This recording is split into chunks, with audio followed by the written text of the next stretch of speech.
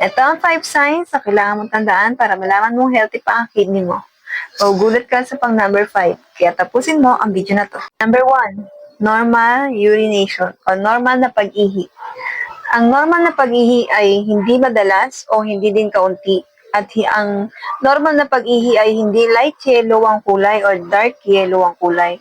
Ang kulay ng normal na ihi ay mapusyaw na yellow.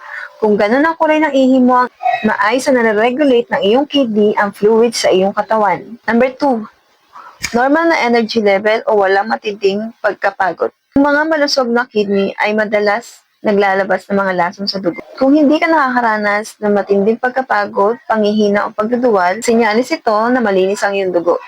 Pag malinis ang dugo, ang ibig sabihin ay maayos na nakapag-work ang iyong kidneys sa iyong katawan. Number 3, normal na kulay at itsura ng ihi.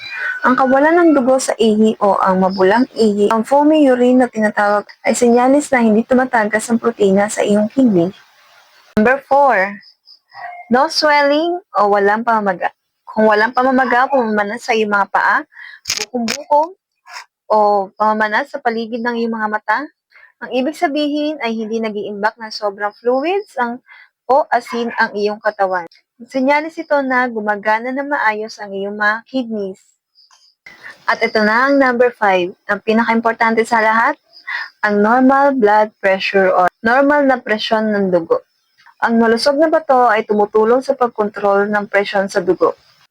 Ang pagkakaroon ng normal na BP o blood pressure ay nagpapakita na hindi nahihirapan ang iyong mga kidneys sa pag-function.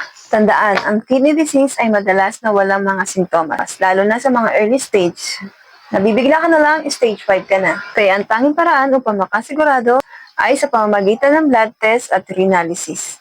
At lagi magpa-check out sa doktor upang maagapan kung ano man ang iyong nararamdaman. Remember, I'm Jellica, a kidney health advocate, not a health professional. For more healthy tips, follow for more.